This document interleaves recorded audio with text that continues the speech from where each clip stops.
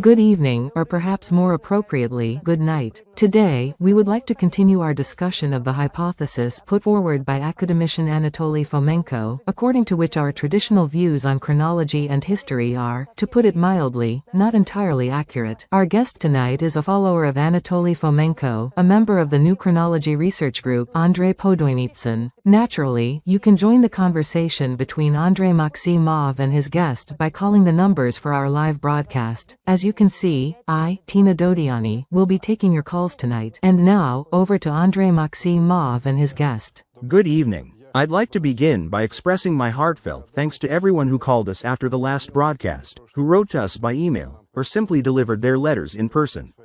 When we were planning this program, we hoped it would resonate with you, but we never expected this kind of response. We received an enormous number of letters and calls. Some people argue, some call us and academician Fomenko and Andrei all sorts of offensive names, while others support us. In any case, we've realized that we've touched on an extremely important topic. That's the impression I've gotten from your engagement with our discussion. How was it for you? How did you react? Good evening, Andrei. I had much the same impression, since most of the reactions I saw, heard, and received through the support of Authors Television were quite constructive. And many people suggested continuing the research. Some even recommended specific books they had read, that in fact support the views of Anatoly Fomenko. The strong interest was evident from the fact that people started calling us even before the broadcast began. I'm being told now that we already have a call. We'll take it, of course. But first, let's take a look at a brief reference video, the same one we watched during the last broadcast. Maybe someone has just joined us and is curious to understand what this conversation is about. Let's watch the video background. Anatoly Fomenko is a renowned scientist, mathematician, academician of the Russian Academy of Sciences, and a professor at Moscow State University. He is also a rather unconventional artist. In 1979, academician Fomenko put forward the hypothesis that the currently accepted chronology and history of the ancient and medieval world is incorrect, and proposed his own version. Fomenko's theory has been published in a number of books, co-authored with fellow scholar Gleb Nosovsky. The hypothesis has sparked widespread interest and debate. Books by Fomenko and Nosovsky are selling well. In 1995, the new chronology research group was formed. Economist Andrei Podoynitsyn is a member of this group. Yevgeny, can you hear me? We're already live on air. I'd like to introduce our first caller. This is Yevgeny. He teaches at a law school and works in the State Duma as a staff member. As far as I know, Yevgeny is familiar with Anatoly Fomenko's theory. Yevgeny, we're listening carefully. Go ahead with your questions. Hello, Andrei Vladimirovich. I have two questions related to the topic that on the eve of Easter will apparently be discussed today. First, what is your opinion on the authenticity of the famous shroud of Jesus Christ? And second, concerning the baptism of Russia, what do you think? Which creed was actually adopted in Russia in the 10th century? Was it the Arian creed or the Byzantine one? What is your opinion on the official version of the baptism of Russia? During the last program, unfortunately, I couldn't get through. I also have a brief remark regarding the Mongol Tatar invasion. You slightly misinterpreted Gumilyev's position on the Mongol Tatar invasion. He didn't deny the invasion itself. He said that the Mongol invasion was just an ordinary raid of nomadic tribes on Russia. But you deny the very fact of the invasion. Understood. As for Christ, the shroud and everything else, we'll discuss that today, if we have time. I get the feeling it's not a question that can be answered briefly. It's a very broad topic. It would be difficult. We'll find an opportunity to talk about the subject we promised to discuss in the previous broadcast, about Fomenko's assertion that Christ was born 1,000 years later than commonly believed. But that's a topic for a separate discussion. We'll try to touch on it in this show, or maybe in the next one. As for the invasion, we need to respond to that now. I'd like to offer a slight clarification. The point is that within academician Fomenko's hypothesis, the idea of an invasion by wild nomadic hordes from Central Asia into Russia is rejected. However, it does not deny the fact of some kind of invasion into countries bordering Russia horde, such as Europe, Egypt, China, and so on. Presumably, we will discuss that later in today's talk show. I hope we'll be able to address that topic with more supporting arguments. Why did I say earlier that we'll try to talk about Christ? Because we have a duty to our viewers to answer the question we didn't fully address in the previous broadcast. The question was about what computer systems Fomenko used in his research. It came up again in your messages. Now we've decided to start with that. So, what did he use? I'd like to give a more detailed explanation. This can't really be answered in just a couple of words. The thing is, academician Fomenko, as one of Russia's leading mathematicians and a world-renowned scientist, developed his own software and methods. In short, his closest associate, Gleb Nesovsky, is a top-level expert in computer programming. First, I want to mention the astronomical analyses. As the foundation for creating the algorithms used in astronomical analysis, they used the Simon and Breedon theory, as well as Kinoshita's formulas for precession, which refined Newcomb's classical theory of planetary motion. I have to say, I didn't understand a word of what you just said. But to those people who wrote in saying, please tell us, please explain, well, you wanted a specific answer, and now you've got one. There's also another standard program developed by Vo Lincoln, called Turbo Sky. It was used to double-check the astronomical analysis results they had already obtained. As for mathematics and mathematical statistics, it's important to note that not only were there no ready-made programs, but there weren't even any analytical methods. There was only the idea that it might be possible to apply mathematical methods to historical research. Academician Fomenko and Gleb Nesovsky are the scholars who actually developed a new scientific discipline at the intersection of two fields, mathematics and history. They created 6 different methods for analyzing narrative historical texts. That's the official term. What kind? Narrative historical texts. What does that mean? Andrei, I'm afraid if we go into terminology now, we'll get sidetracked. Sorry, it's just an unfamiliar term I want to understand. Actually, we're talking about a fundamentally new science. After the methods and methodology for analyzing narrative historical texts were developed, software programs were written based on them. Their algorithms and underlying principles are detailed in the extensive literature co-authored by academician Fomenko and Gleb Nesovsky. In fact, I'd like to point out that this research has been ongoing since 1974. From the late 1970s onward, results began appearing in mainstream scientific journals. In 1979, the core idea of the new chronology was formulated. It was later refined and further developed, and so on. If we could show the books in front of me on the table. These are all part of academician Fomenko's hypothesis. The stack I'm covering with my hand includes materials on mathematical analysis, algorithm descriptions, methodology, and so on. Anyone interested is welcome to look through them. Some target specialists fluent in foreign languages. These are English translations, published in the United States, where they were also fairly well received. Everything else here is the interpretation of mathematical analysis and the presentation of the reconstruction being attempted by academician Fomenko and his research team. If there are any further clarifying questions, I'm happy to answer. There's some question, but I'm not sure whether it's about this or something else. Please.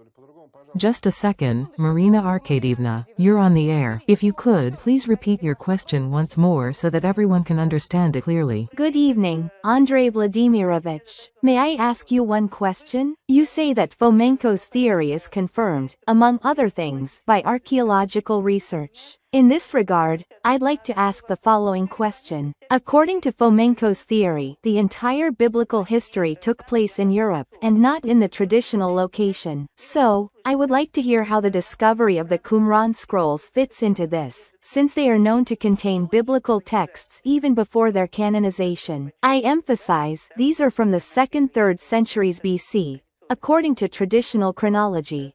All of this concerns Fomenko's theory and his relocation of biblical history to Europe. Understood, thank you. Marina Arkadievna, the question of the Qumran scrolls has been addressed separately.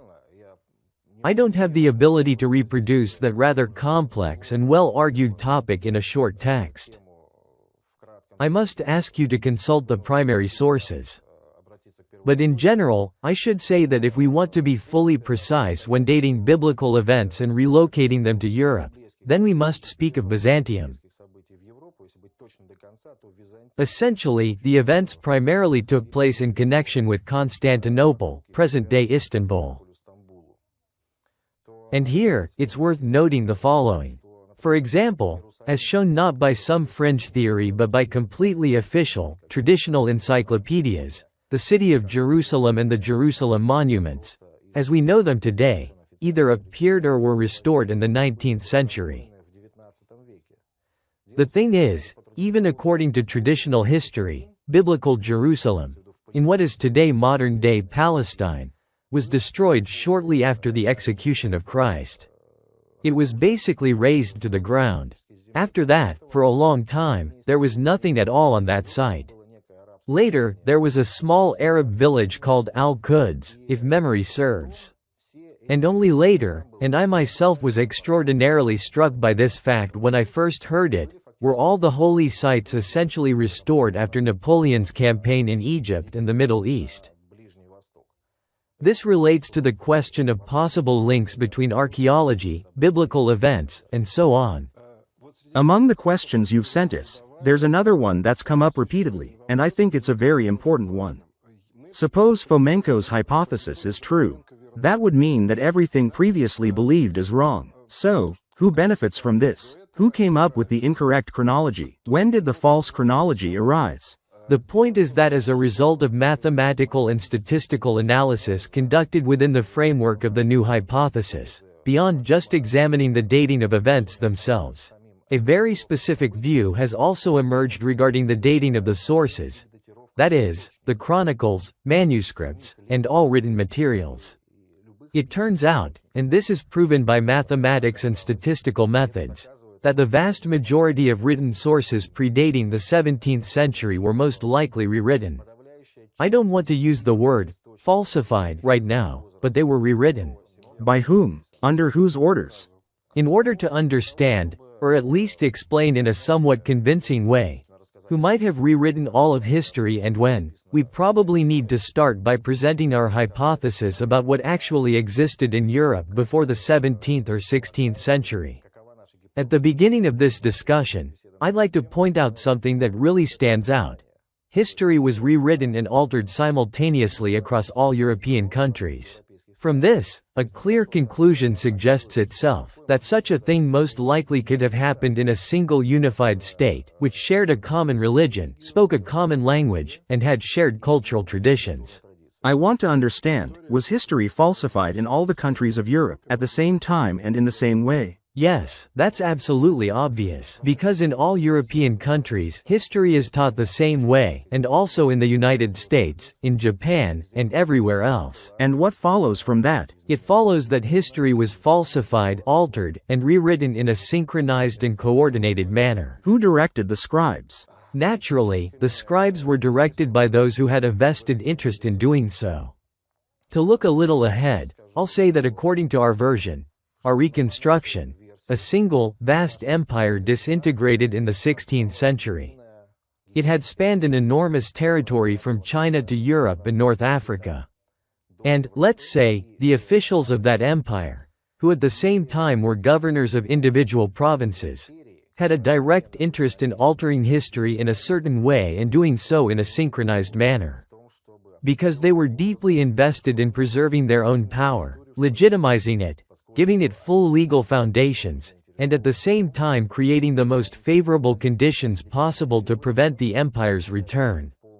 We'll now take a call, and then I want to clarify this, because I haven't fully understood everything. Let's take the call. Tina, please. We have a huge number of calls. This time, we have a call from Kiev. Yuri Vladimirovich managed to get through. I think it's almost a miracle. He said he makes keys for a living, and in his free time, he studies Fomenko's theory. Yuri Vladimirovich, you have the floor. Good evening, Andrei Vladimirovich. Good evening, Yuri Vladimirovich. I have a question about your reconstruction of the new chronology and the role assigned to Kiev as the mother of Russian cities. So, the question is, what is Kiev's role as the mother of Russian cities, right? The exact reconstruction of the relationships between the Slavic regions of the empire is still a work in progress. But one thing is absolutely beyond doubt, and that is that Kiev played a major role. It was a major cultural center, most likely of what we call Blue Russia, or the Blue Horde, if you prefer. Meaning? The empire's core, which I hope we'll say a few words about a bit later, consisted of several parts. Traditionally, they were called ulus, districts, and their names are well known to us. The Golden Horde, the White Horde, the Blue Horde. According to our reconstruction, the Blue Horde referred to a region roughly corresponding in its borders to modern-day Ukraine. Regarding the idea that history was rewritten, maybe this is a naive question, but I want to understand. Was it actually one way, and the officials of the time found it beneficial to present it as something else? Specifically, can you give an example of what really happened and how it was rewritten in a way that benefited the officials? We believe that as a result of a series of invasions and conquest wars in the 14th century, a vast state emerged across the territory of Eurasia, one that is well known to us from traditional history. You'll find it in all textbooks and monographs, it's mentioned in all chronicles and written sources. This is the Mongol or Mughal Empire. We completely agree with official history that such an empire really existed.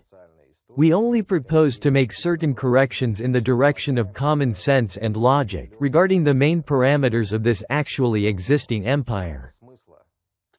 In what way? First of all, we need to determine where the center of this empire was, where its metropolis was located, and from where the main conquests and, later the main cultural and religious influence spread. Sorry to interrupt, just to clarify, official historians believe one thing, and the new chronology proposes something different. Can you put it like that? Yes, absolutely. Let's go with that framework then. Alright, during our discussion, I'd also like to mention a few examples that don't require complex charts or calculations. Just some common sense observations. Traditional history claims that the Great Mongol, or Mughal Empire was created by Genghis Khan and his descendants, who are understood to have been nomadic tribes from central Mongolia. That is, of the Asian race. We believe that the metropolis and center of this empire were actually located in the European part of what is now the Russian Federation. The Slavic and Turkic tribes, who lived in this region, were the core of the future conquests, the nucleus that created the Great Mughal Empire. Understood. Now about why history was rewritten the way it was. Why was it in the officials' interest to rewrite history exactly the way they did? To understand why this happened in just that way and not some other, we need to turn to the 16th century and to traditional history. If you look at the traditional history of Russia in the 16th century, there you'll find Ivan the Terrible, Boris Godunov, and other historical figures who have no equivalents before or after. You'll find a Tsar who, according to official history, married 7 times, contrary to all the religious and secular norms of his state. A Tsar who made oaths to himself multiple times and even crowned himself twice, which also contradicts every conceivable law. A Tsar who ravaged Novgorod and then immediately moved there with his court and treasury, onto what was apparently still smoldering ruins. A Tsar who placed a Tatar, Simeon Bekbulatovich, on the throne in his place. You'll also find Boris Godunov, who held a completely unique title in all of world history, a regent, a title that, among other things, fundamentally contradicted the established order of the Russian state at the time. And yet, despite the fact that he wasn't even the Tsar, but merely the Tsar's brother-in-law, European monarchs and rulers, people at least of the same rank, still addressed him in official diplomatic correspondence as "Dear Brother," "Grand Prince," and even "Great Emperor," even though the actual Tsar was still alive. This is taken from official diplomatic correspondence from the 16th century. When academician Fomenko and his followers began studying this period of Russian history, it became clear what actually happened during those years. Namely, there was a long and bloody civil war that lasted nearly half a century, eventually culminating in what is traditionally referred to as the Time of Troubles. As a result of this civil war, the power of the empire's core, the metropolis, was severely weakened, and the former provinces or vassal territories gained a unique opportunity to separate, declare independence, and establish their own states.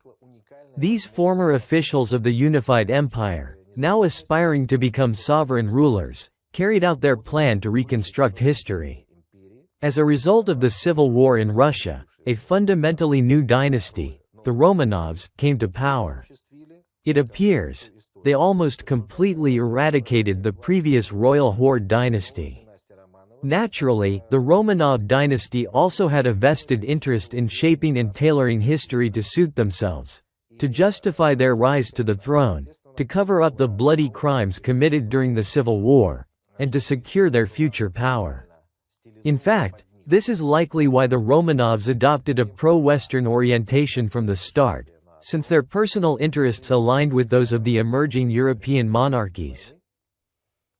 Simply put, the Romanovs were the very people under whose leadership our history was falsified.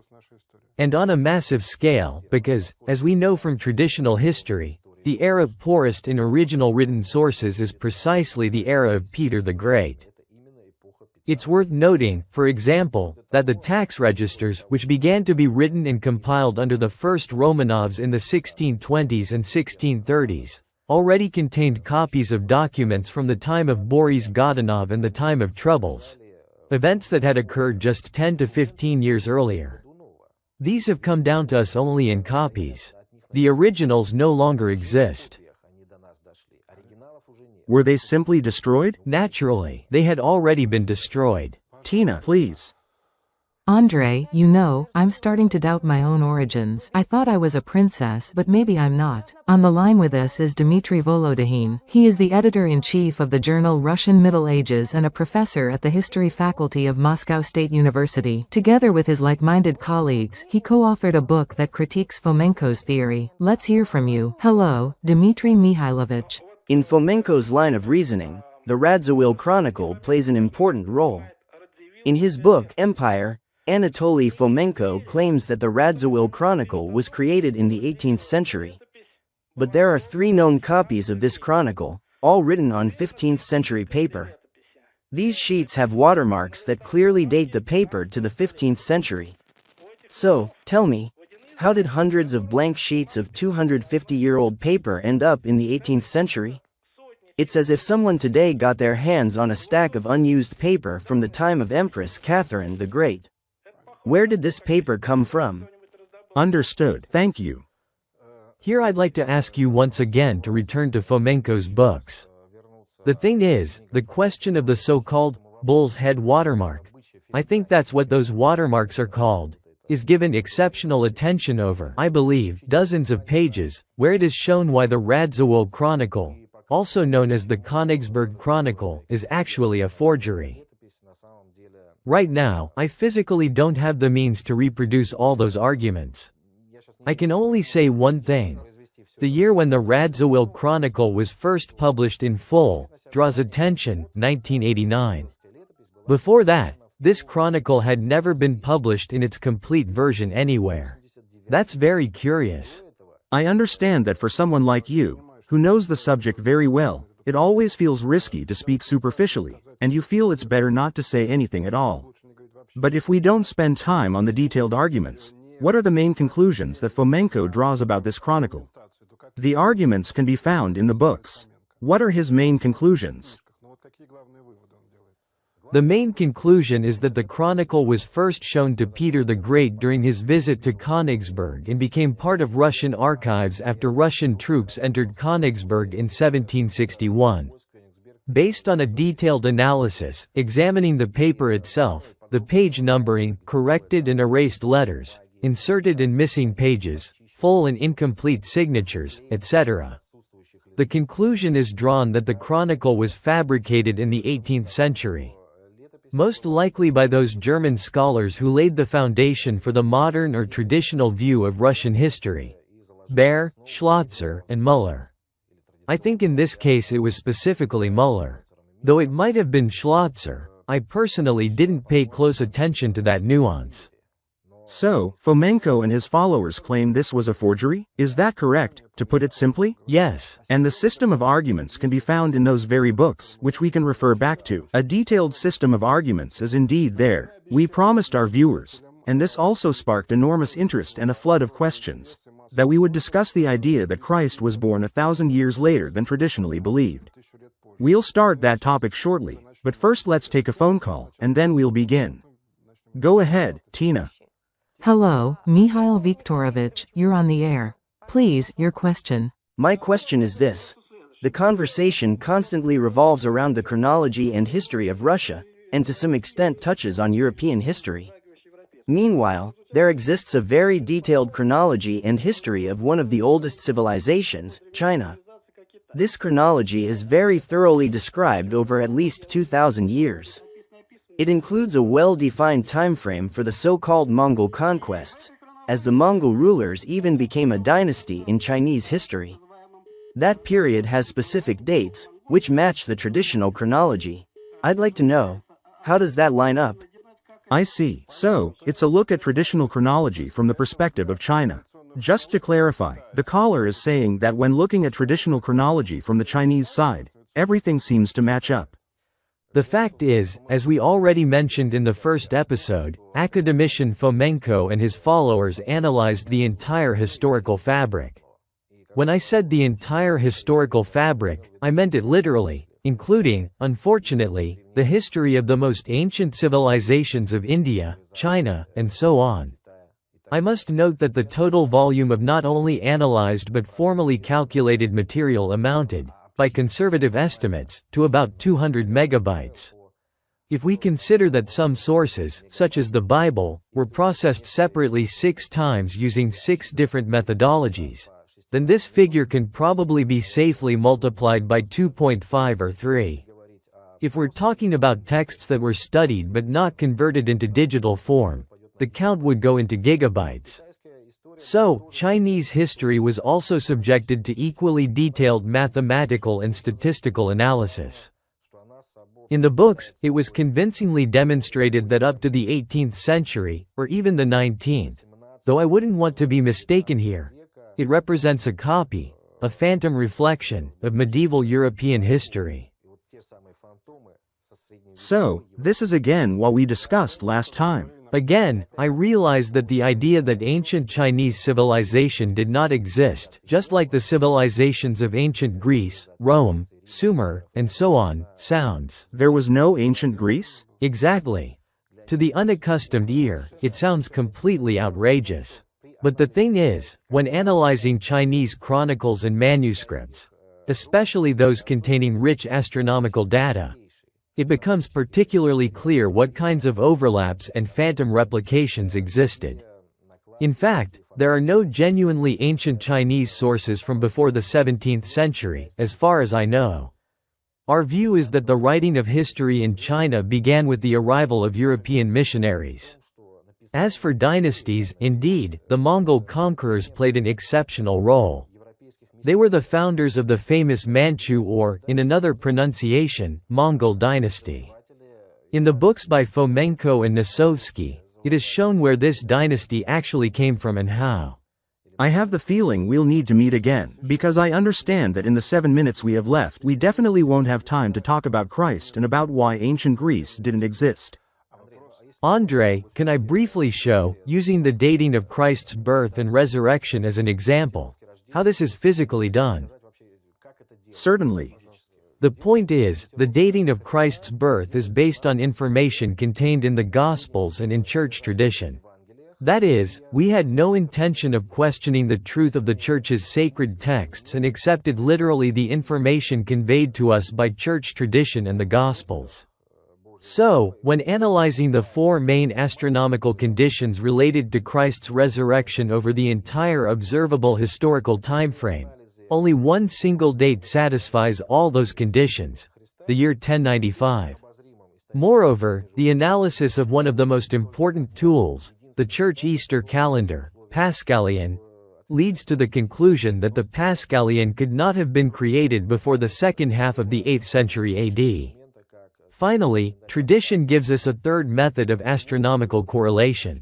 This is the 31-year connection, according to tradition, between two extremely rare astronomical events: the supernova explosion, the famous Star of Bethlehem that announced Christ's birth, and the total solar eclipse that occurred in the year of his crucifixion. Again, over the entire known historical span, there is only one solution. That is the supernova explosion of 1054. Today, we see the Crab Nebula in the sky at its location. The total solar eclipse was visible in the region of the Mediterranean and Byzantium in the year 1086 AD. Sorry, there's one more conclusion that every believer knows. Christ was crucified when he was 33 years old. That means, according to canon, 33 years should have passed between the star's explosion and the eclipse. In his 33rd year. So, according to Fomenko, only 32 years passed. We would in no way wish to cast doubt on the church texts. The only thing we observe is that the dates don't align 100%, and apparently, there might have been some distortions, slight inaccuracies in transmission, oral tradition, and so on.